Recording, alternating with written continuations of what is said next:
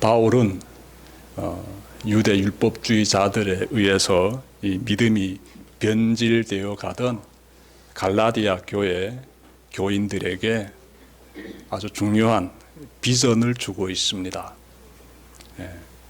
그 부분에 대해서 갈라디아서 4장 19절에서 기록하고 있습니다.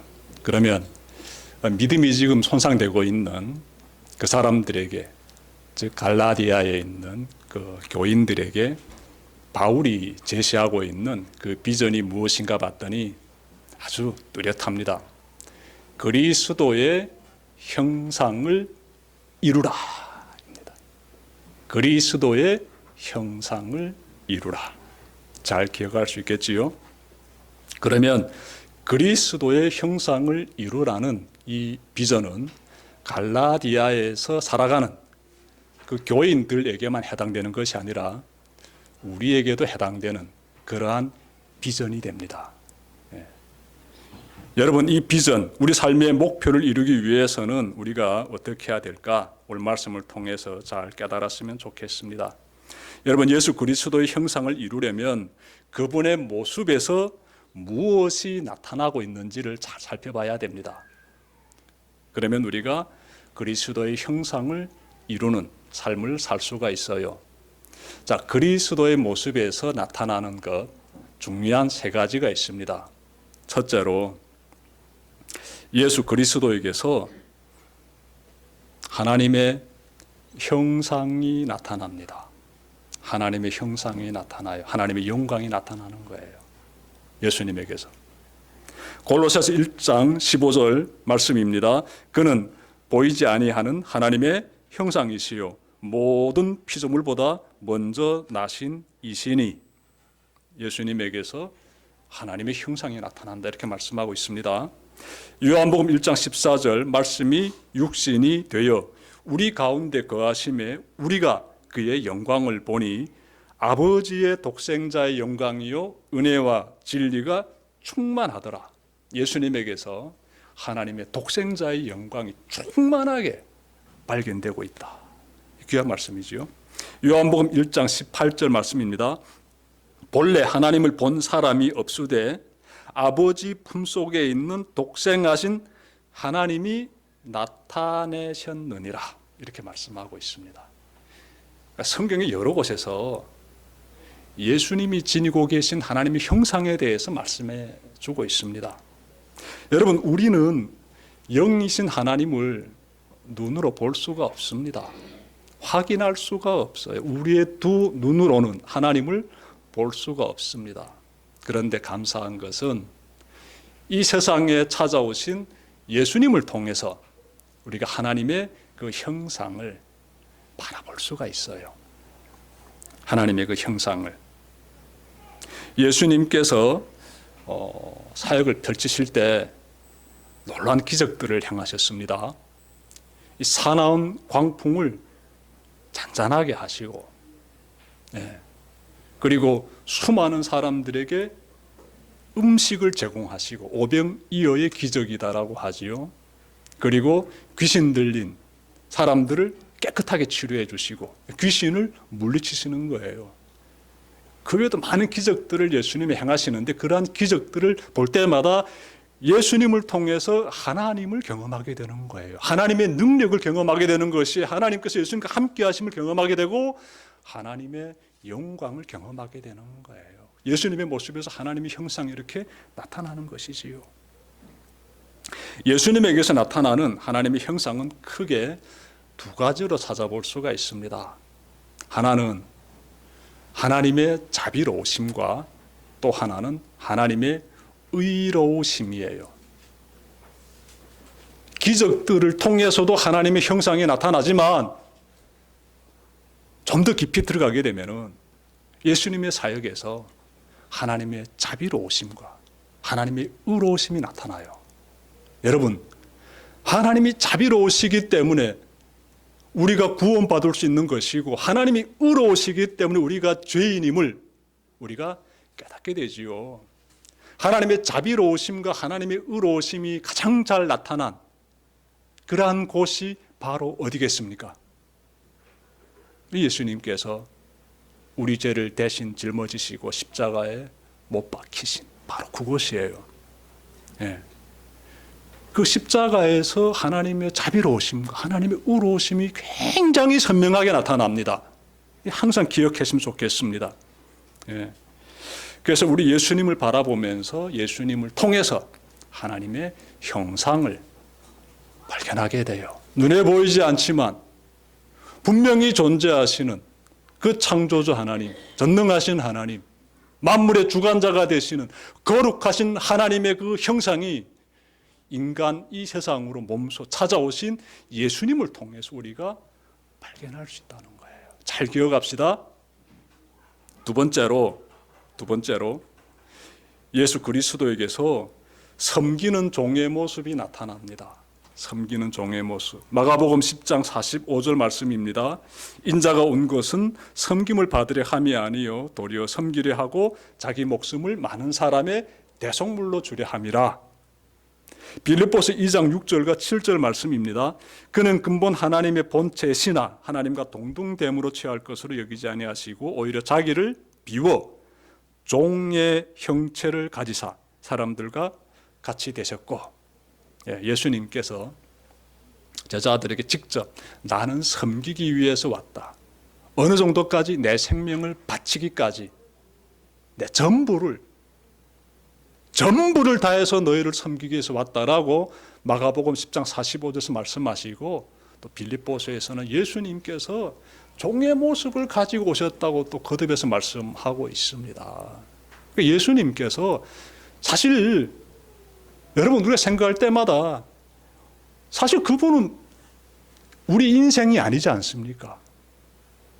인간의 몸으로 입고 오셨지만 사실 그 예수님은 하나님의 아들이시고, 그러니 어마어마한 권세를 가지고 계시는 분이시고 만물의 주관자가 되시지요.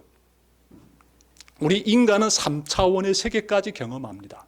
3차원의 세계까지. 그 초라는 세계는 우리는 감지 못해요.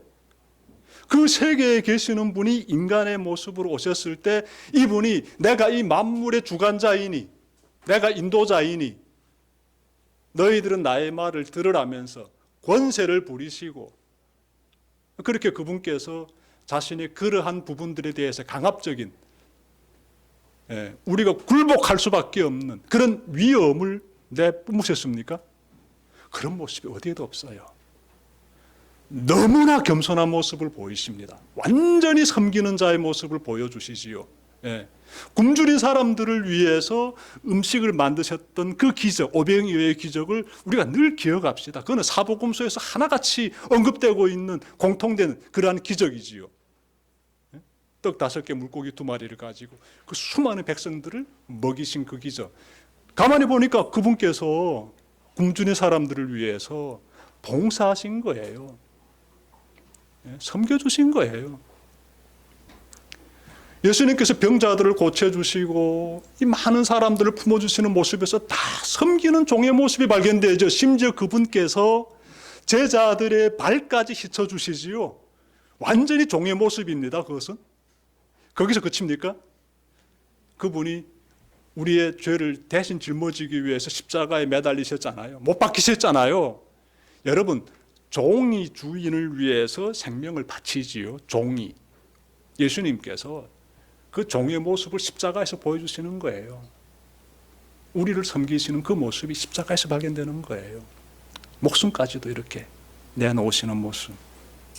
한없이 자신을 낮추시는 하나님의 겸손과 그리고 그분의 어마어마한 청량할 수 없는 정말 한없는 그 낮아짐, 겸손, 섬김 다 그 십자가에서 발견되는 것이에요. 정말 섬기는 귀한 모습을 예수님께서 우리에게 직접 보여주셨습니다. 직접. 잘 기억합시다.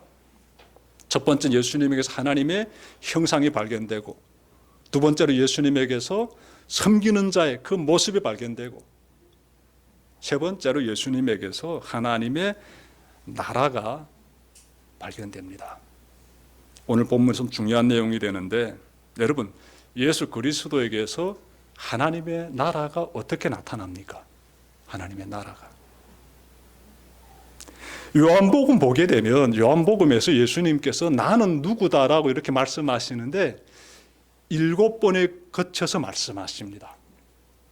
한 번으로 그치지 않고 예수님께서 나는 이런 사람이다, 나는 이런 사람이다 무려 7번에 거쳐서 말씀하시는데 그 말씀하신 한 구절 한 구절을 살펴보게 되면은 하나님의 나라가 이런 곳이구나 라는 걸 우리가 깨닫게 돼요. 예수님께서 우리에게 오셨을 때 천국이 임한다고 그렇게 말씀을 선포하시면서 찾아오지 않았습니까? 마태복음 4장에서 나오지요. 회개해라, 천국이 가까이 왔다. 예수님이 하신 말씀이에요.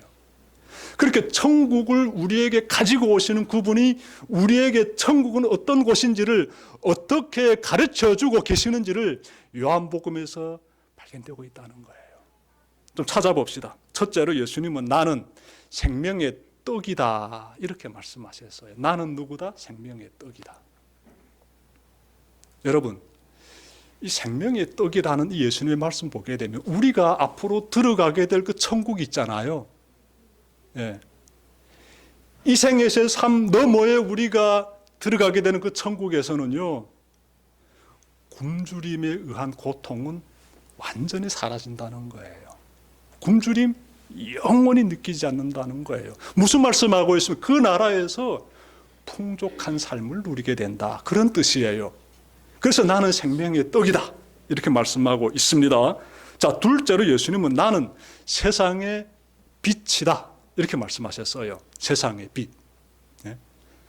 사망과 어둠이 지배하는 이 세상과 완전히 다른 천국을 여러분들이 기억하시길 바라요. 이 세상은 사망과 어둠, 죄악이 짓누르고 있는 어둠의 땅이라고도 볼 수 있지요. 근데 천국은 그렇지 않습니다. 천국은요, 하나님의 영광이 빛이 비치는 곳이에요. 참 아름다운 나라입니다. 참 아름다운 나라. 셋째로 예수님은 나는 양의 문이다 이렇게 말씀하셨지요. 여러분, 이것은 경계를 의미합니다. 양의 문. 양의 울타리 안에 있는 양들은요, 그 안에서 주인의 보호를 받게 되지요. 평안함을 누리게 됩니다. 여러분, 천국은 아무나 들어가는 그러한 곳이 아니에요.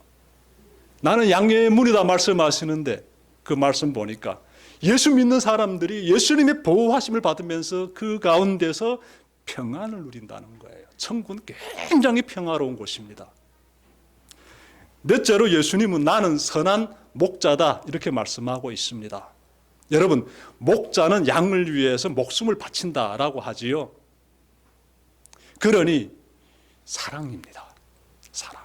우리는 그 나라에서 삼위일체 하나님의 어마어마한 사랑을 충만히 받으면서 복된 삶을 살게 된다는 거예요. 자, 다섯 번째로 예수님은 나는 부활이요 생명이다라고 말씀하셨습니다. 부활이요 생명이다. 여러분, 이것은 무슨 말씀인가 하면 세상은 정말 절망과 고통, 눈물로 뒤범벅이 되어 있습니다. 이 세상이 애통하는 사람들의 그 한서린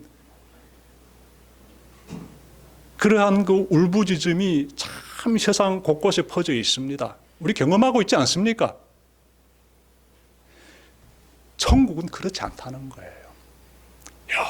영원한 생명 가운데서 여러분들이 즐거움을 누리면서 살 수 있는 그런 곳입니다. 그래서 나는 부활이요, 나는 생명이다라고 예수님이 말씀하시는 거예요. 이 세상에서 모든 절망과 고통, 눈물이 사라진 세상, 그러한 생명 충만한 나라가 천국입니다. 자, 여섯 번째로 예수님은 나는 길이요, 진리요, 생명이다라고 말씀하셨어요. 무슨 뜻인가 하면 예수님이 말씀을 통해서 천국은 내가 죽은 다음에 경험되는 나라인 것이 아니라 바로 이곳에서 경험이 된다는 거예요. 예수님을 통해서 예수님의 말씀을 들으면서 예수님의 뜻에 순종하면서 그 진리를 따라 살아가는 그 삶 가운데서 우리가 천국을 경험하게 된다는 것이에요. 지금 여러분들 말입니다. 나에게 찾아오신 예수님, 진리 되시고 생명 되시고 길이 되시는 예수님을 내가 모시고 살아가는 그 삶 가운데서 내가 지금 천국을 경험하는 것이에요. 죽어서만 경험하는 것이 아니라. 자, 일곱째로 예수님은 나는 참 포도나무다 이렇게 말씀하고 있습니다. 나는 참 포도나무다. 여러분, 예수님 말씀 가운데서 예수님이 나는 참 포도나무야 라고 말씀하실 때 접붙임이라는 단어를 사용하십니다. 접붙임 돼야 된다. 누구에게? 참 포도나무에게. 우리가 예수님에게 접붙임 돼야 된다는 것이에요. 그리하게 되면은 하나님이 원하시는 열매를 맺게 되지요. 좋은 열매를 맺게 됩니다. 그래서 천국에서 우리가 예수 그리스도와 접붙임 됨으로써, 즉 예수님을 믿음으로써 하나님이 원하시는 귀한 열매를 맺는 삶을 살게 되는 거예요. 쭉정이 같은 삶이 아닌 하나님이 원하시는 귀한 그런 정말 멋있는 열매를 맺는 그런 천국의 백성의 삶을 여러분들이 잘 살아가실 수 있기를 바랍니다. 자, 정리하면은 예수 그리스도께서 우리에게 보여주신 그 모습, 크게 아주 중요한 모습 세 가지 제가 전해드렸는데, 첫 번째 무엇이었습니까? 하나님의 형상이 나타나지요. 예수님을 보게 되면. 두 번째 무엇입니까? 예수님을 바라보게 되면 무엇이 나타납니까? 그렇죠. 섬기는 다자심의 모습, 종의 모습이 꼭 발견돼요. 잘 기억하십시오.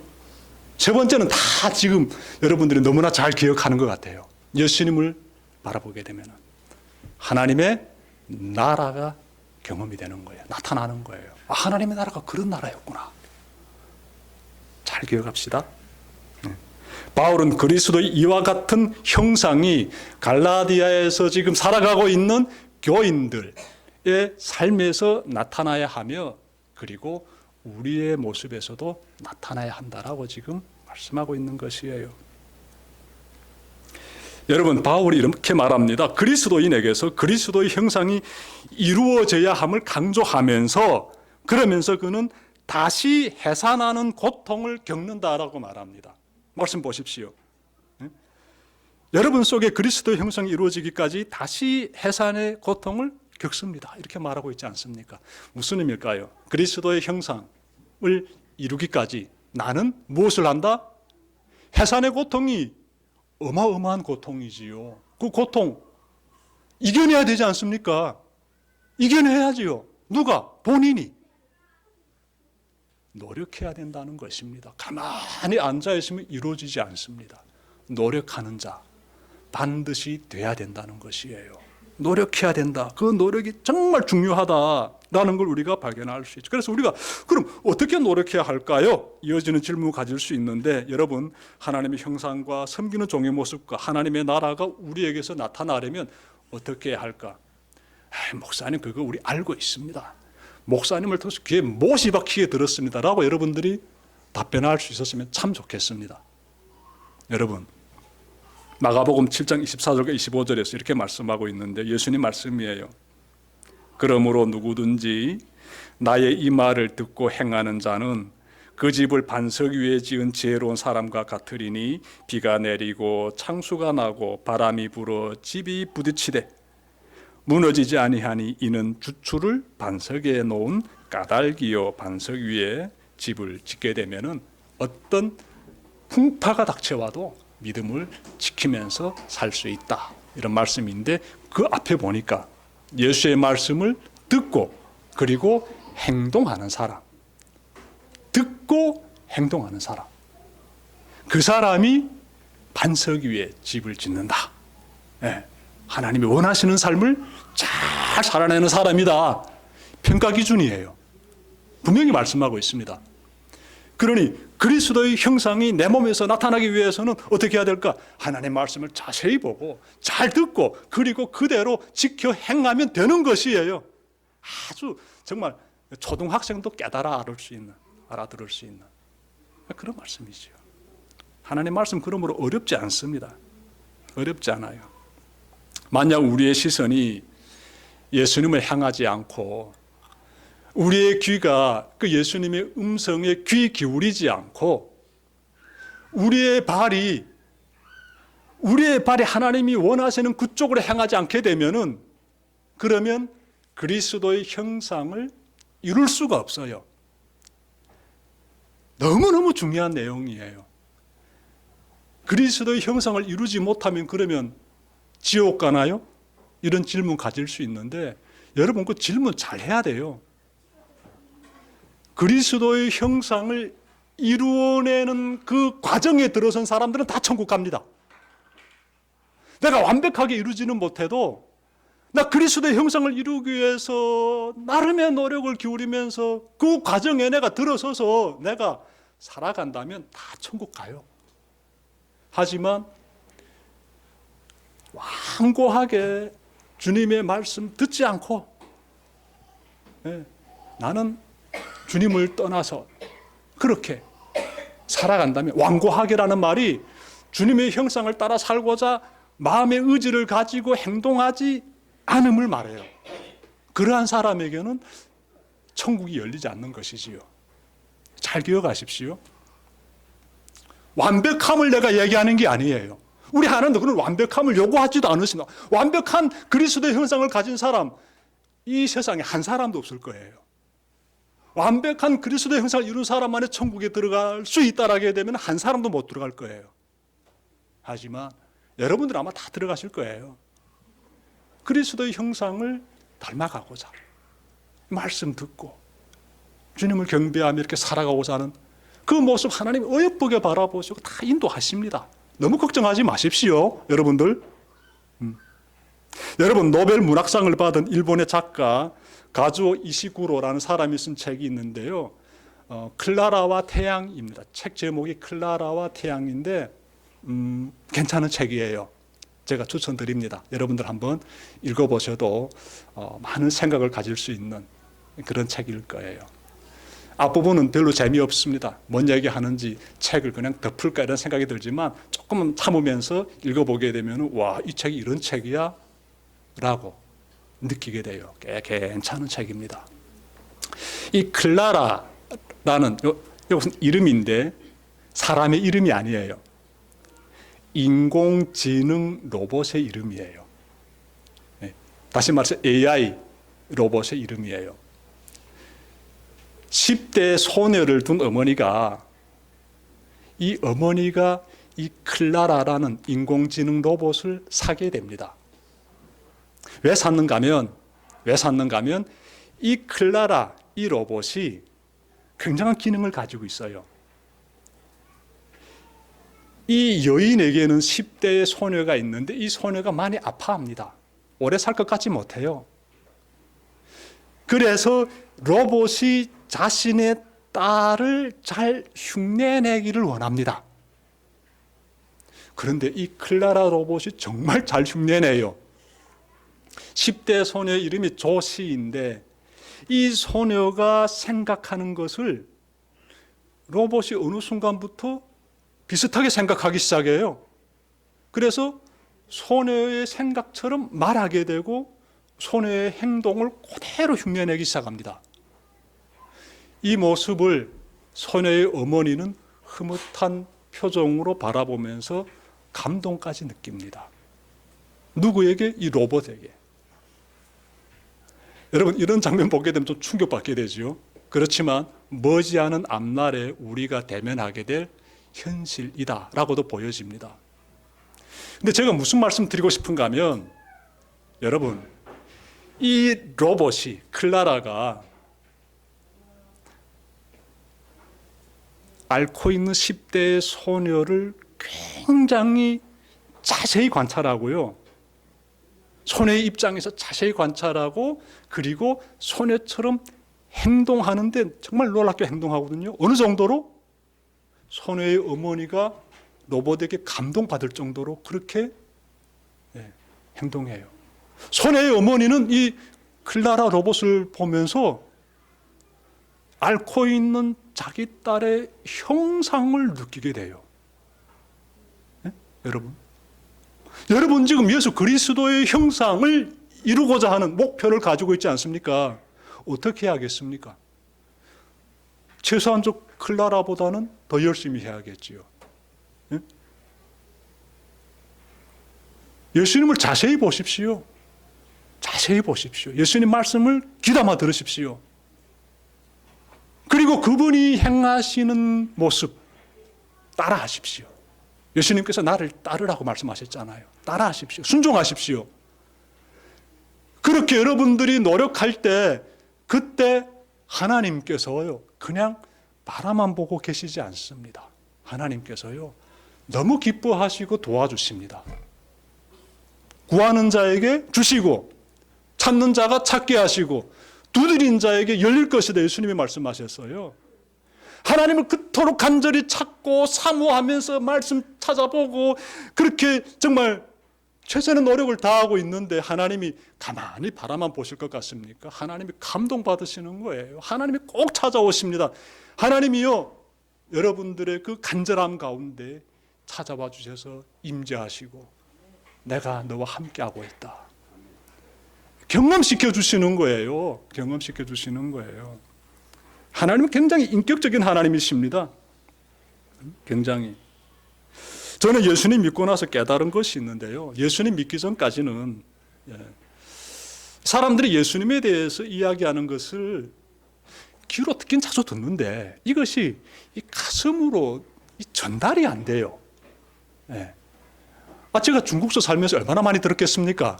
예수님에 대한 이야기를. 저희 어머니는 중국에 오시자마자 열심히 교회 다니시면서 신앙생활 하시는데 옛날에 북한에서 믿었던 분이기 때문에 금방 그냥 복음을 탁 받아들이고 그 중국 도순족교회에서 신앙생활 굉장히 열심히 잘하셨어요. 근데 어머니 볼 때마다 이해가 잘 안 되는 거예요. 그게 그렇게 잘 믿어지는가 하고.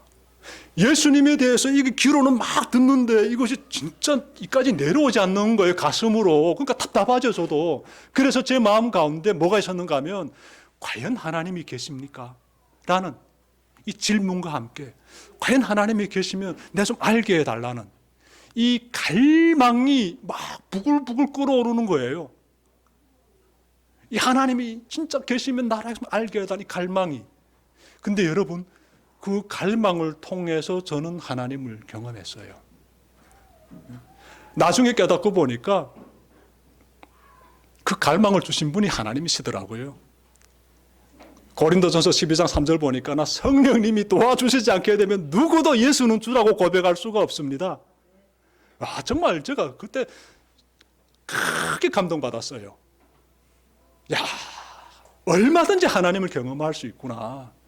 이 머리로만 알고 뭔 얘기인지 가슴으로 전달되지 않던 그분에 대한 그 이야기가 가슴에 싹 임해지면서 내 마음 가운데서 예수 그리스도를 영접하게 되는 그 순간 진짜 잊혀지지 않습니다.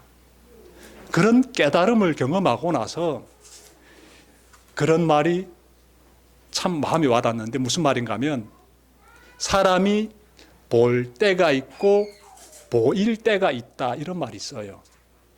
이해되십니까?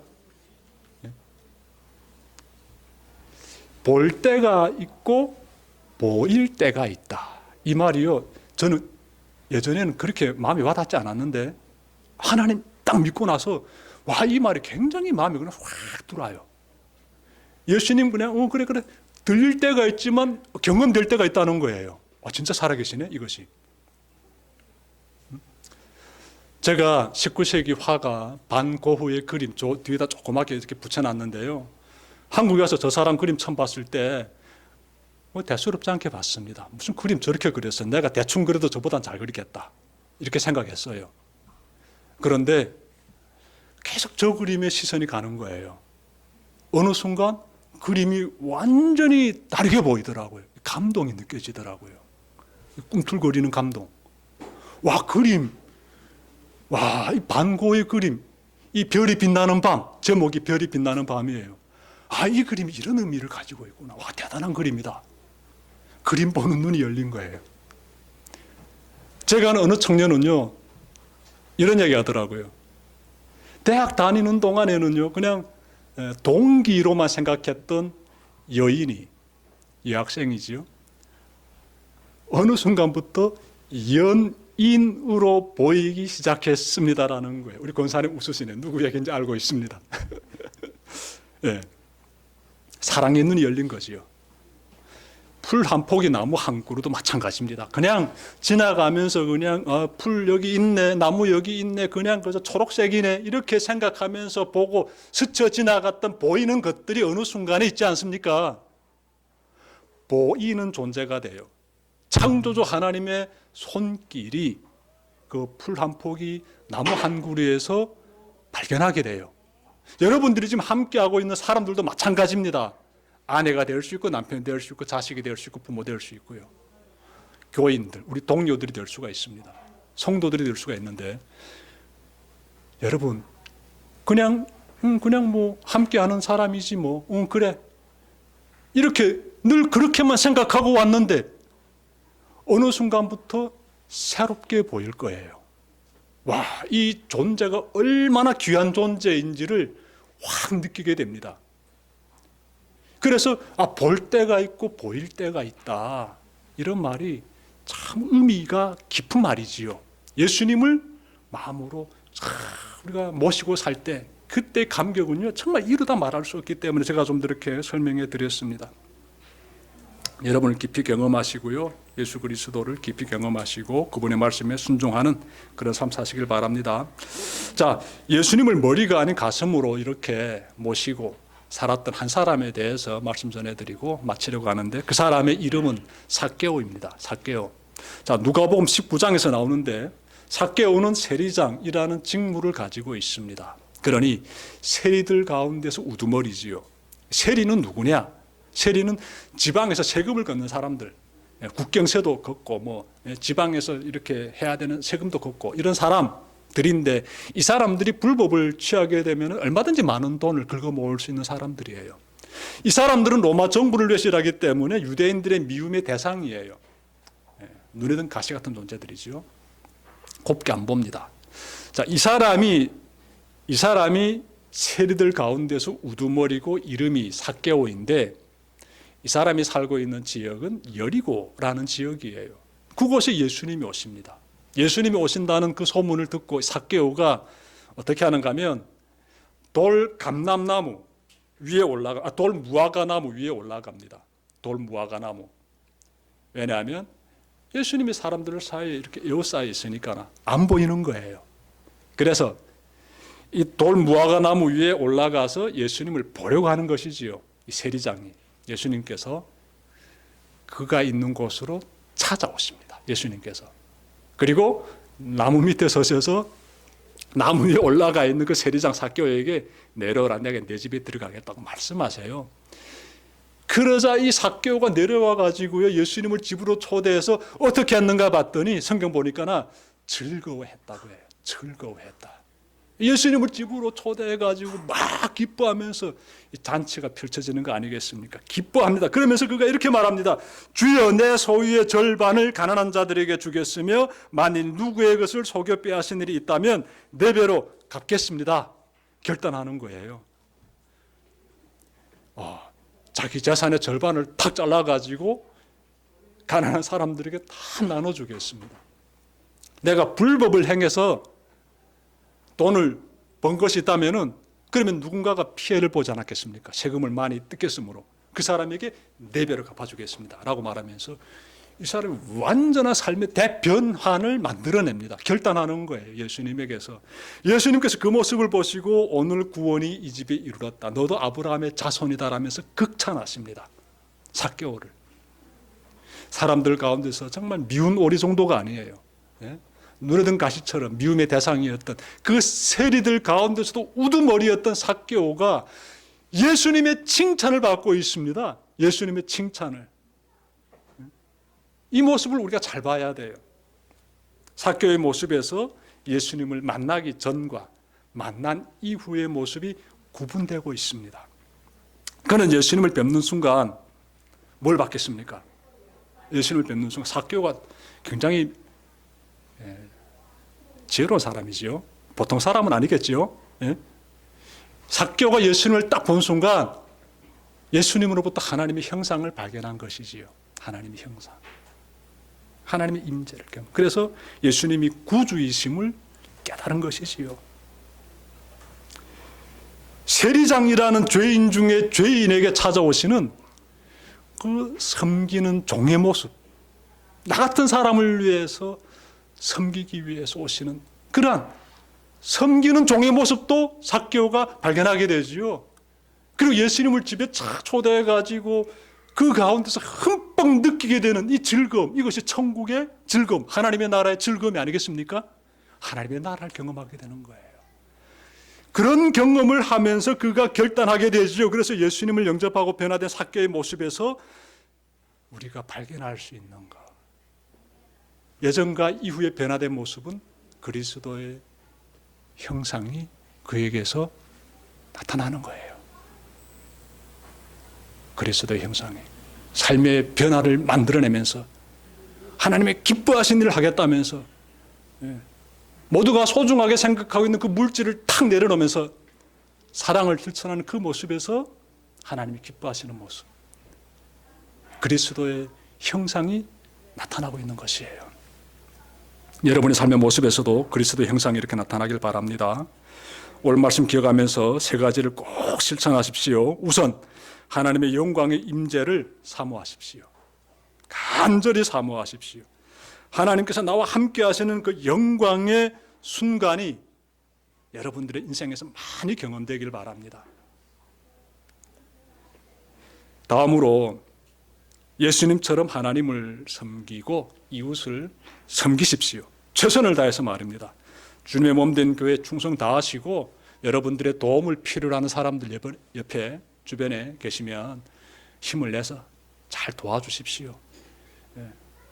우리 교회가 섬겨야 되는 그런 대상이 있다라면, 그런 기회가 주어졌다라게 되면 또한 우리가 힘을 다해서 섬길 것입니다.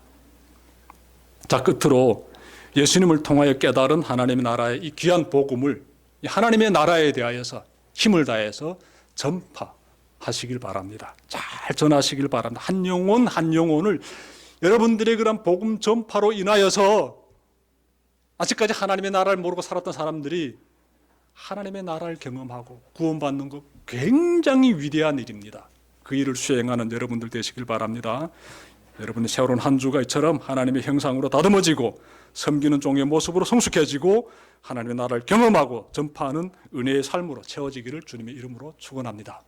기도드립시다.